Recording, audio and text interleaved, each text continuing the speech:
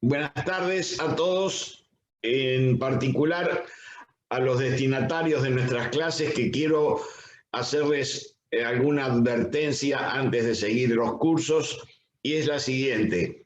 Como ustedes sabrán, ha habido evaluaciones en las comisiones, ha habido evaluaciones en nuestra cátedra titular y algunas cuestiones que se han producido en las evaluaciones que pueden tener resultados diferentes según sea cada uno de los evaluadores.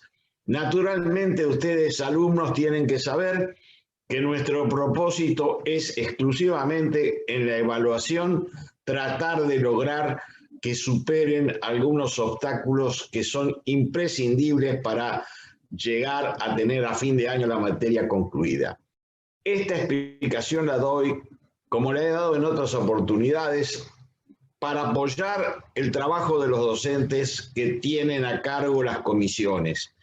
En este caso, las comisiones este año se han excedido de números. Hay comisiones de 55 alumnos, cuando en principio eran de 40, después fueron de 45, después 5 suplentes por las dudas y ahora son de 55. Este es el límite que vamos a tener nosotros de tolerancia para poder seguir dictando normalmente estos cursos. Si no, de lo contrario, no podemos estar atentos nosotros a los problemas que cada uno de ustedes puede tener. Yo les dije al comienzo de la cursada que les pedía mucha paciencia, mucha tolerancia, mucha valoración de nuestro esfuerzo. Nosotros le tenemos esa misma valoración hacia ustedes, hacia el trabajo que ustedes hacen. He visto con alegría que el examen que hemos tomado la semana anterior ha sido con notas de aprobación. Si bien todos nos sacaron la misma calificación en la evaluación, no ha habido ningún aplazado. También a esto me quiero referir. Nosotros tenemos como costumbre que el primer parcial sea de adaptación, es decir, con preguntas más bien simples, con temas que están más bien muy explicados y que no hay ninguna dificultad en el proceso de aprendizaje. Prepárense para el otro parcial que vamos a ser más exigentes. Es decir, la vara, después esto pasa en los deportes y pasa en todas las circunstancias de la vida, es un poco más alta para ver si el esfuerzo de ustedes en capacitarse da resultado. Nosotros no queremos poner una montaña de obstáculos. Ese no es nuestro objetivo. Nuestro objetivo es elevar la vara de lo que se llama el estándar mínimo que debe tener un alumno que da por terminada la materia proceso y que tiene ya una definición como que ya conoce todas las circunstancias y las distintas dificultades que van a tener en el eventual ejercicio profesional. Hemos sido muy tolerantes y seguiremos siéndolo, pero vamos a ser más exigentes, que esa es nuestra obligación. Esto es simplemente una advertencia. Y en lo referido a las comisiones 1, 2 u 8, cada adjunto tiene su método de evaluación. Yo no lo controlo, yo le doy absoluta responsabilidad a cada docente de acuerdo a lo que él ha explicado y ha dado, cómo va a evaluar esa capacitación. Nuestro objetivo, que es una cátedra integral, que al finalizar el curso, entre el aporte de los adjuntos, entre el aporte de los auxiliares docentes, con el aporte de todos los colaboradores que están con nosotros permanentemente trabajando, ustedes obtengan el máximo de capacitación posible en estas circunstancias. Les pido que tengan también mucha tolerancia con las eventuales diferencias que puedan tener con una calificación u otra, porque en definitiva todo lo vamos a poner después en una evaluación conjunta y diremos cómo está la evaluación final. Siempre he dicho que las notas son una simple medición que tenemos que hacer los docentes para que sea una barrera justa la que califiquemos. Sería muy fácil poner A o D, aprobado o desaprobado, pero no premiamos el esfuerzo de los que pueden capacitarse mejor y no ponemos el apoyo necesario para los que son rezagados, porque a nosotros nos importan tanto los que están bien capacitados como también los que son rezagados y que tienen todo el derecho de pedir una ayuda adicional a los ayudantes, a todos los profesores adjuntos para superar la dificultad. Sabemos que hay dificultades de dos tipos. Unas que son las dificultades en esta línea de transmisión de conocimientos virtuales. Otra es la tecnológica, que alguno de ustedes puede tener dificultades tecnológicas. Es decir, si acá hay alguien que está con problemas de internet o problemas trataremos de buscar que a través de la telefonía celular alguna circunstancia va a ser muy fácil de superar. Esto basta que uno pida la colaboración y desde la facultad o desde nuestra cátedra vamos a tratar de considerarlo. Pero les advierto, en la próxima evaluación va a ser con un horario de 1 hora y empieza a las 14 y termina a las 15. El que entra tarde, bueno, tiene su propia responsabilidad atribuida por las circunstancias que pueda invocar, pero acá nosotros tenemos que fijar un régimen de evaluación que sea realmente de idoneidad, que sea de capacidad, capaz de demostrarnos a nosotros que ustedes saben ese interrogante. Nunca hemos pedido ni términos extraños, ni cosas que ustedes pueden encontrarlas en muchísimas materias, y nosotros vamos a lo concreto. Pero estamos entrando ahora en lo concreto. Nuestras clases futuras van a ser hoy vamos a hablar de actos procesales, nulidades, validez de los actos procesales, notificaciones, efectos, validez de los actos jurídicos, pero eso va a ser un comienzo de lo que viene después con más complejidad. Prueba es complejo. Yo les dije que vayan estudiando, además de lo que dimos en clase, otros instrumentos que nos permitan a nosotros ir advirtiendo que eso se concatena con lo que vamos avanzando. Después veremos sentencia, veredicto y sentencia, o si vamos a hacer referencia al juicio por jurado, lo que es el propio contradictorio del jurado, más la evaluación de los jurados cuando entran a deliberar. Luego pasaremos a la sentencia como acto formal de culminación, acto jurisdiccional de culminación del proceso. Luego pasaremos a ver remedios procesales, los distintos remedios que tienen las partes contra resoluciones que le causan un agravio, y finalmente vamos a consagrar esta con el término final de la cosa juzgada, que es la culminación del proceso. Queda un pequeño capítulo final que es ejecución, que eso no es algo complejo, sino más bien es la modalidad que tienen las sentencias condenatorias para poder llevar a cabo la decisión final de los jueces y cuál va a ser el modo de ejecución de esa sentencia. Dicho esto, vamos a entrar ahora a analizar el acto procesal, porque este tema es un tema bastante importante desde cualquiera de las etapas del proceso. Es decir, tanto de la investigación penal preparatoria, tanto como en la etapa intermedia, tanto como en el juicio, tanto como los medios impugnativos. Les aclaro que nosotros cuando hablamos de acto procesal, puede ser un acto, es de naturaleza de acto jurídico, pero no es el mismo acto jurídico del derecho civil. Es un acto jurídico procesal que tiene sus particularidades. A medida que vayamos explicando esas particularidades, se van a dar cuenta que no es lo mismo las exigencias del acto jurídico procesal que el acto jurídico de naturaleza civil.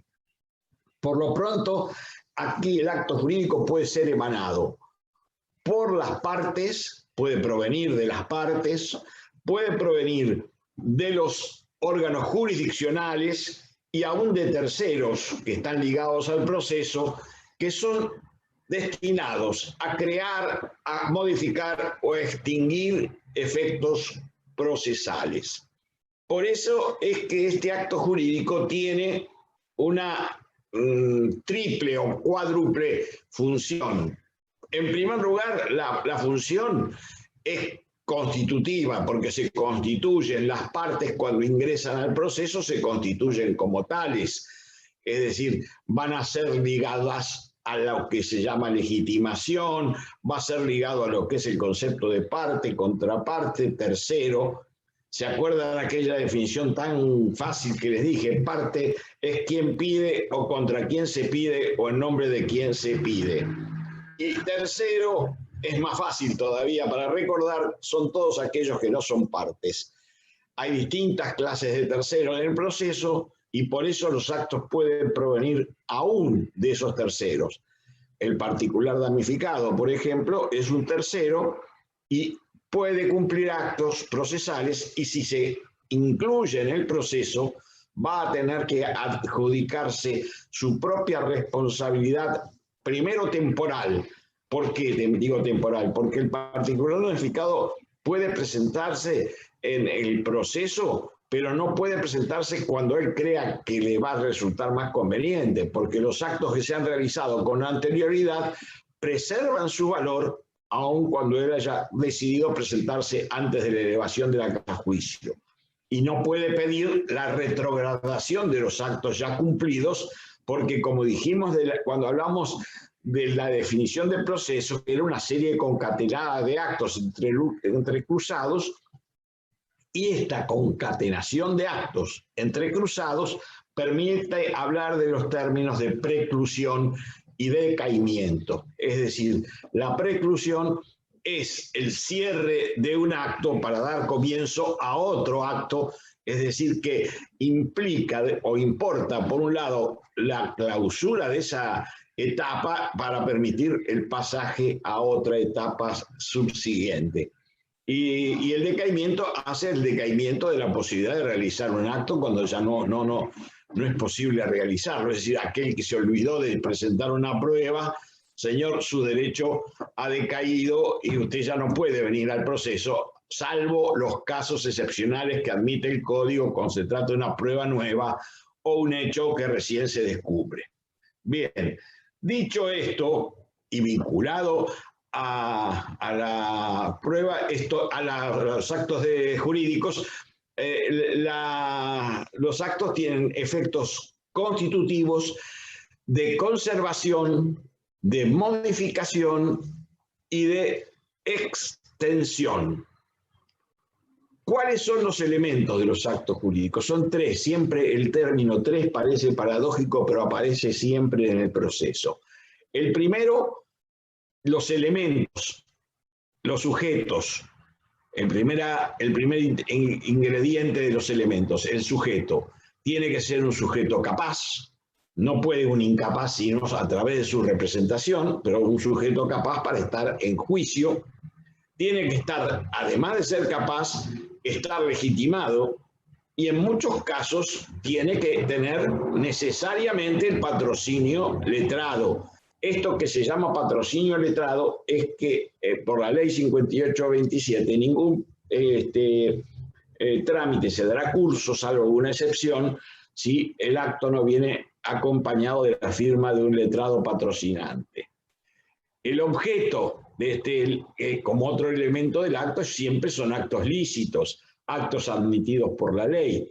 Por lo tanto, también esto está excluido de algunas formalidades y está limitado de alguna otra manera, porque no podría pedirse en el proceso penal un careo para que el imputado diga la verdad de los hechos o una forma de confrontación con ese derecho del imputado a guardar silencio. Y finalmente tiene que haber una causa, que es el porqué del acto y cuáles son los intereses del o de las personas que quieren practicar el acto. En esto tenemos, entonces, como habíamos dicho, actos del tribunal o actos del órgano jurisdiccional, actos de las partes y actos de terceros. Pero también tenemos que observar, como referencia ya de la letra de la ley, a que vamos a pasar enseguida a analizar algunos textos legales, cuáles son, en algunos casos, las distintas condiciones que tienen algunos actos procesales. Y aquí sí se habla de tres formas de acto procesal. Una forma que hablamos de formas libres, actos absolutamente libres que pueden realizarse de cualquier manera. El ejemplo práctico de esta calidad de actos procesales es el habeas corpus. Ningún efecto formal puede impedir la invocación de ese habeas corpus en favor de una persona. Este instituto de habeas corpus es una garantía constitucional y nuestro código y nuestra constitución provincial la admite ser ejercida sin necesidad de comprobar ninguna legitimación. Es decir, el habeas corpus en forma de reclamo para que cualquier juez de la provincia intervenga sobre la detención o arresto de una persona puede ser escrito, puede ser telegráfico, puede ser informático, puede ser hecho en una hoja de papel, puede ser escrito con tinta, con lápiz o con algo que pueda rubricar la identidad del presentante, pero nada más. No le vamos a preguntar. Cualquier persona, hasta un tercero, puede invocar esta propia actividad. Estos son actos, entonces, absolutamente libres. Por supuesto, tienen que guardar cierta relación con las exigencias de los actos procesales, es decir, tienen que tener una presentación ante un órgano jurisdiccional. No vamos a presentar un habeas corpus ante un funcionario administrativo, ni ante un comisario de policía, no, tiene que ser ante un órgano jurisdiccional que pueda resolver. Juez letrado, dice la Constitución.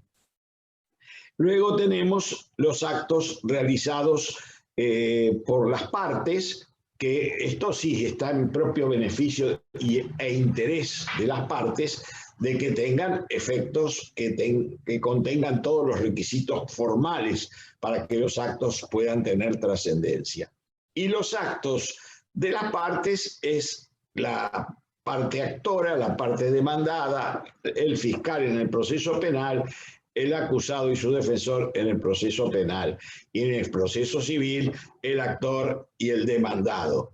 Y los terceros son eventualmente los que también puedan participar dentro del proceso. Les quiero recordar que siempre los códigos, y no quiero insistir en el Código Procesal de la Provincia de Buenos Aires, sino del Código Federal, el Código Civil, Procesal Civil, todos establecen lapsos de tiempo, plazos por los cuales puede llegar a producirse estos actos. Es decir, en términos generales, los actos deben cumplirse de acuerdo a los términos fijados en el código. Presentada la demanda, se correrá traslado a la demandada y ésta tendrá 15 días para contestar la demanda. Y así sucesivamente. Hay lapsos para interponer algunas excepciones, otros lapsos para interponer recursos, en fin, innumerables plazos que tienen alguna relevancia dentro del proceso.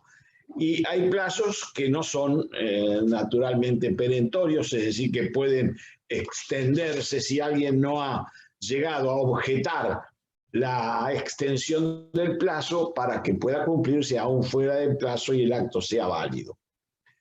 Dos cosas tengo que también hacerles ver como circunstancias importantes en nuestro sistema procesal penal. La primera es que las sanciones procesales vinculadas a los actos procesales son distintas a las sanciones vinculadas al proceso en general o a los procesos civiles. El proceso penal tiene una finalidad, que es que hay tres condiciones para pedir la sanción de un acto. La primera tiene que está establecida desde el derecho francés, no hay nulidad sin perjuicio, es decir, para que uno pida la nulidad de un acto tiene que haber un perjuicio concreto.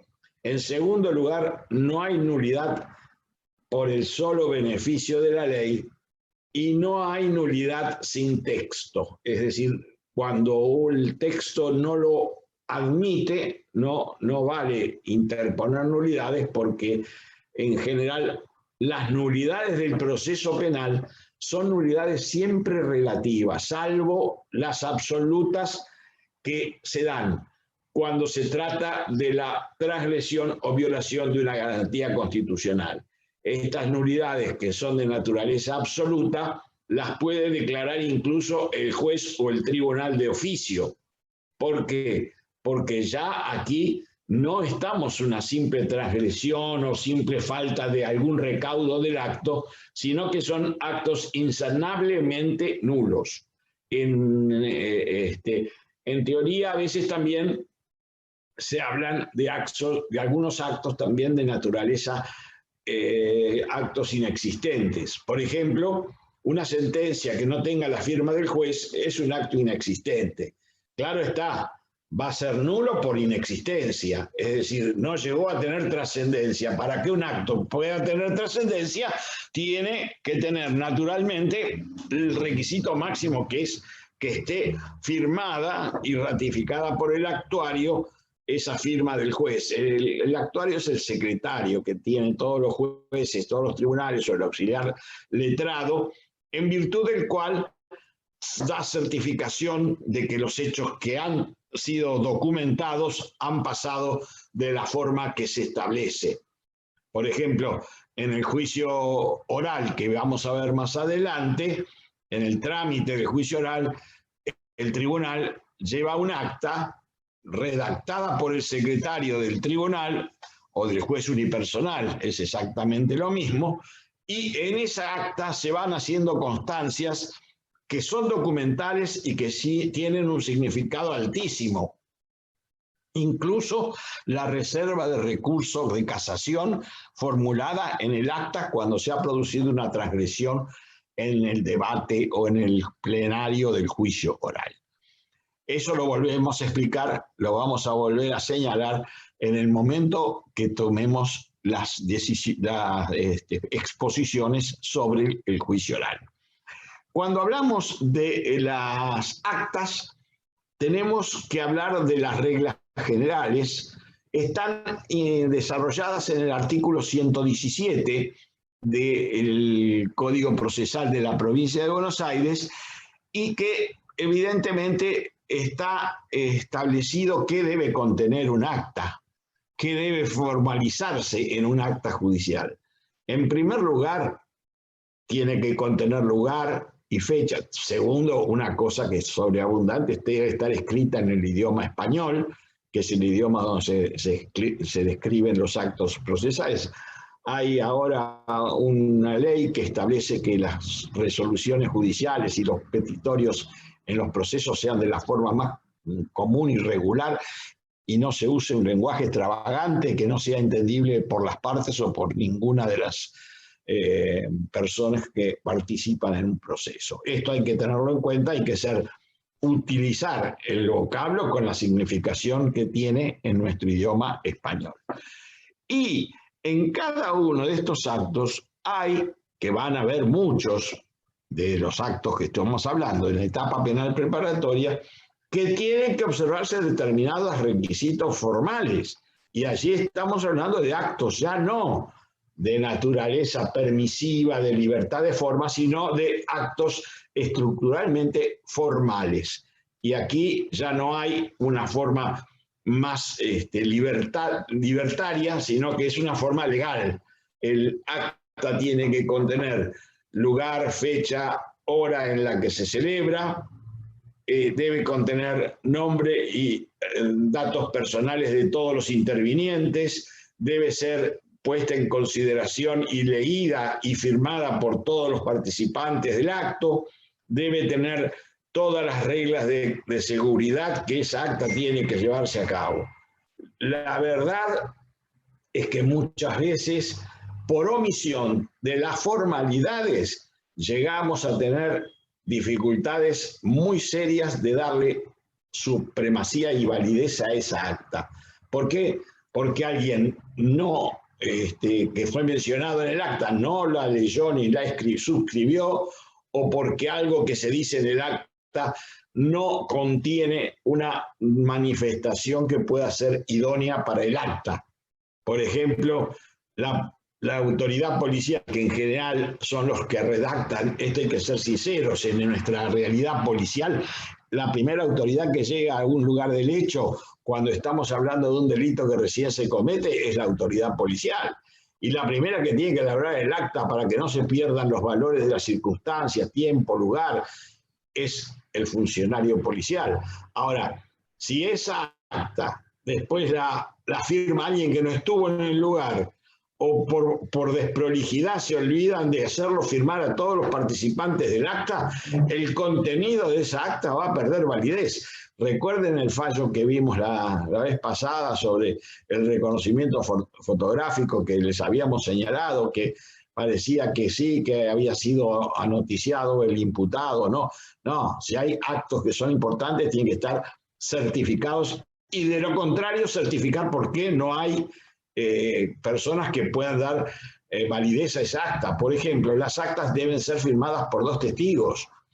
Hay algún momento en el que se podrá indicar, dado la nocturnidad y el lugar donde se descubrieron estos hechos, no pudo ser hallado ningún testigo. Igual se redacta el acta y se deja suficiente constancia de las circunstancias fácticas que impidieron que ese tipo de diligencia pueda llevarse a cabo.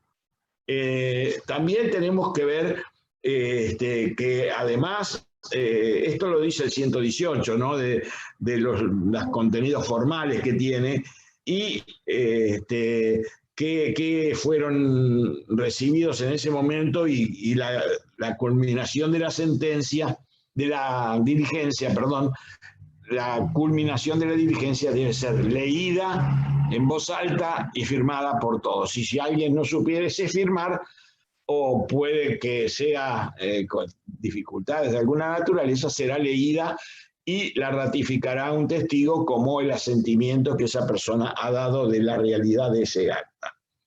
El artículo 119 ya viene con la primera fulminación, porque dice el artículo 119, será nula el acta si falta la indicación del lugar, de la fecha, de la firma del funcionario actuante o del secretario, y cuando faltare la firma de los testigos de actuación, se analizará el motivo que haya impedido la intervención de esas personas, y cuando se encontrare verosímil la existencia de imposibilidad material o situaciones análogas, quedará al arbitrio del órgano judicial declarar o no la nulidad del acta.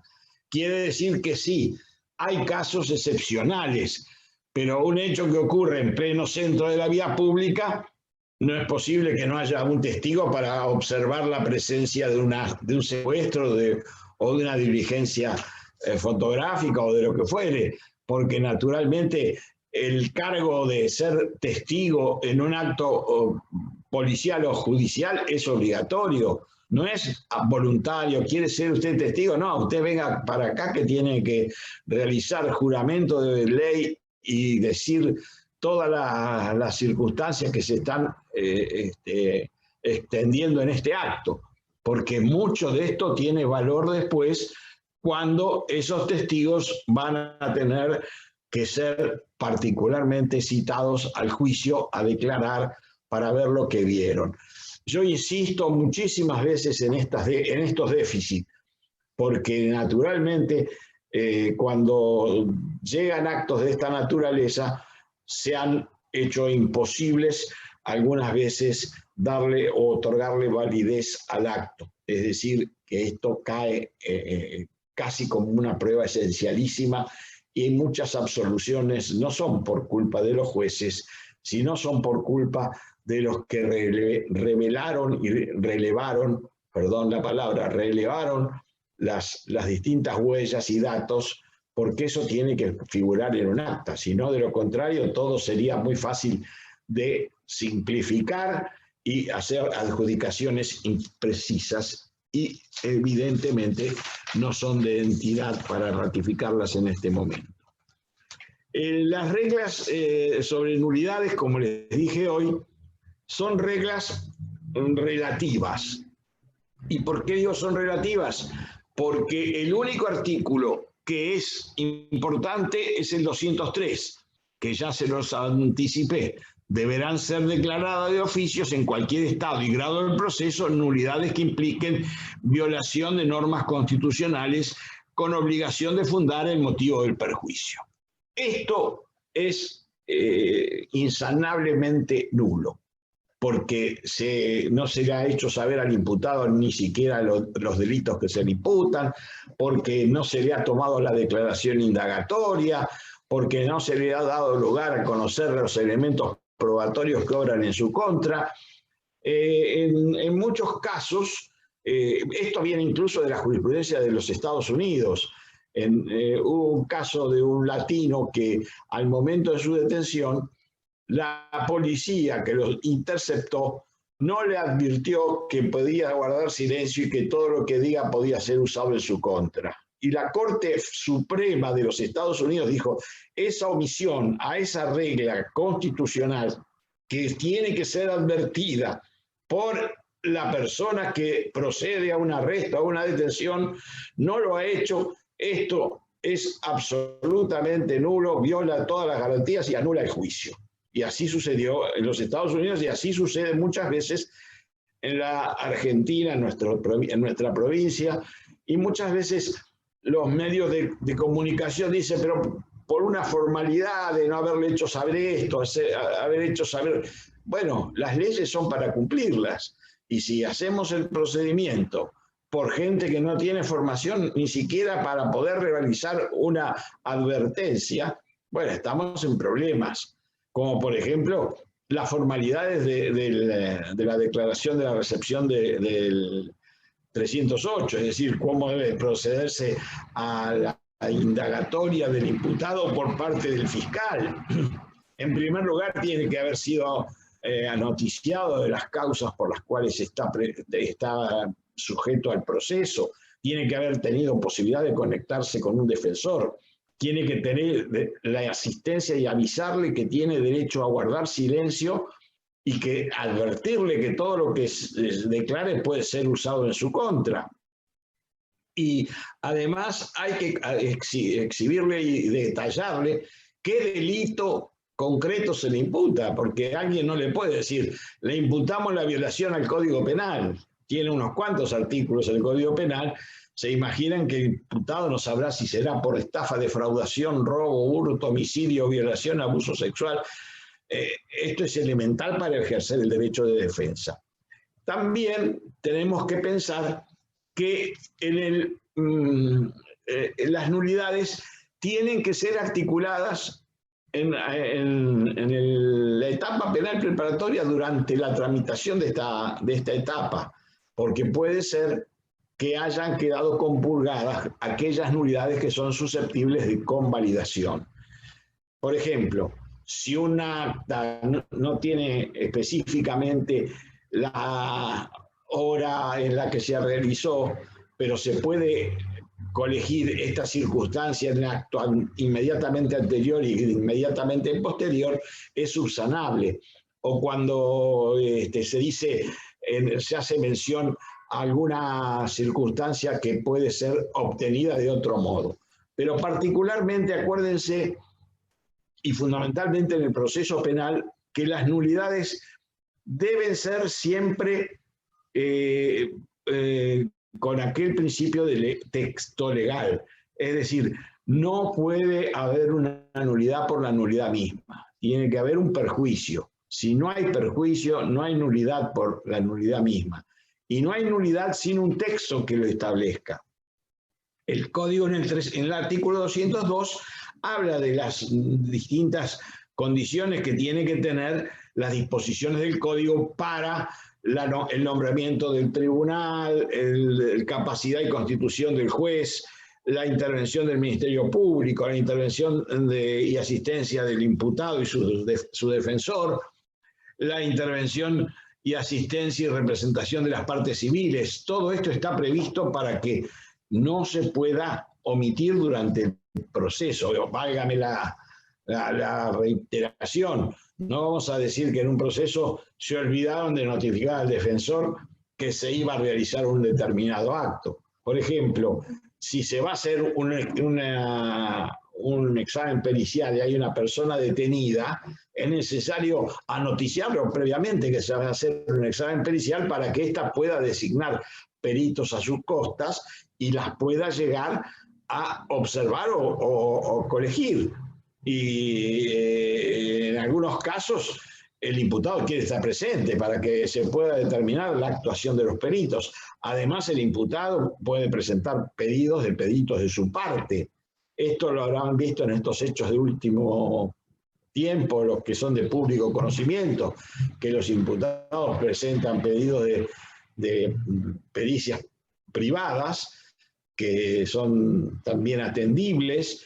No puede negarse la posibilidad de que cuando se va a realizar una pericia haya presentes personas que puedan tener realmente otra opinión u otra ilustración. Yo esto también lo dije la clase pasada cuando hice alusión a un juicio donde había prueba pericial encontrada, una de parte y otra del tribunal o de las partes del fiscal, pedida por el fiscal, que eran necesarias para poner en certeza algunos temas.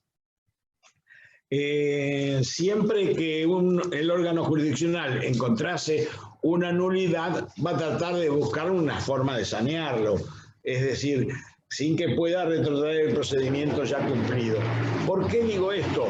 Porque las nulidades muchas veces suelen tener alguna picardía. Se busca con esto dilatar los procesos, cuando en realidad el proceso está destinado a ser un acto que tenga etapas y distintas formas de planteamiento.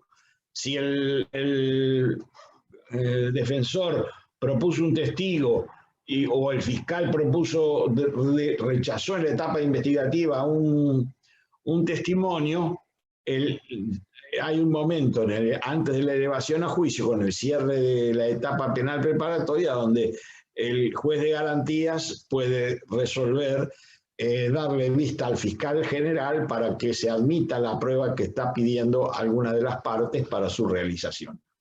Luego, otra etapa oportuna para esto es la referida a los momentos del debate. Las objeciones de nulidad que se produzcan durante el debate deben ser planteadas allí. Y por eso les decía la existencia de un acta. Porque si se plantea un debate, en el debate una nulidad, y naturalmente es un hecho esencial para que sea resuelto, el tribunal deberá resolverlo, o de lo contrario, esto da lugar a la reserva de la parte afectada para impugnar o ir por casación a la resolución de este, o la no resolución de este tema planteado.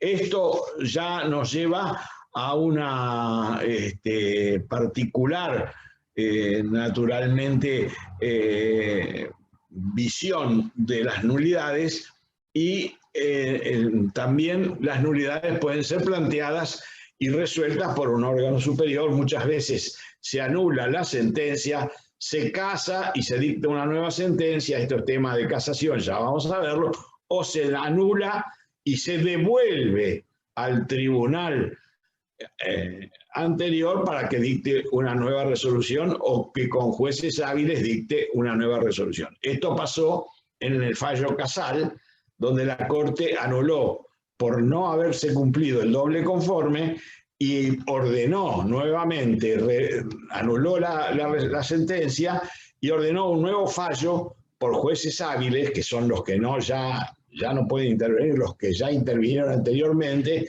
para que, siguiendo la forma de revisión amplia, pueda permitir aquello que estaba determinado en el artículo 8º de la Convención de Costa Rica, del Pacto de San José de Costa Rica, el artículo 8, que decía que todo condenado tiene derecho a tener una revisión suficiente de su fallo.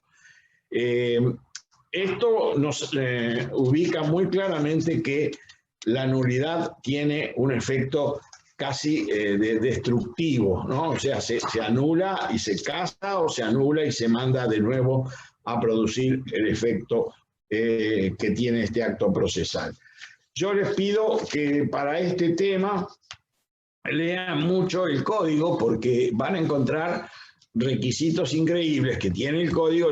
Serían muchísimas observaciones que tengo que decirles. Por ejemplo, cuando hablamos de prueba testimonial, el código plantea que los testigos deberán prestar declaración bajo juramento de ley, promesa de decir verdad, y que tienen que ser anoticiados de las penalidades del falso testimonio, que van de 1 a 10 años, si son de 1 a 5 a favor del imputado, de 1 a 10 si son en contra del imputado. Y además deben ser anoticiados que están obligados a decir verdad. Los testigos tienen la obligación de decir verdad de lo que conozcan. ¿Por qué? Porque hay un artículo expreso en el Código Penal de las sanciones a los falsos testimonios. Y esto es gravemente una condición, que alguien de testigo pase a ser imputado por otro delito. También, cuando hablamos de prueba pericial, hay una serie de exigencias o requisitos para que la prueba pericial pueda tener una suficiencia lógica y jurídica.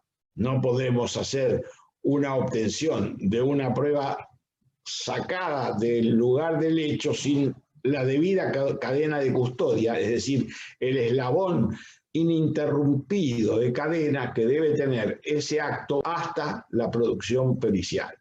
Vamos a imaginarnos una extracción sanguínea, debe ser sellada, lacrada, firmada, debe constar un acta, llevarla con precaución ante la oficina pericial, y la persona que la recibe determina quién se la entrega y en qué condiciones está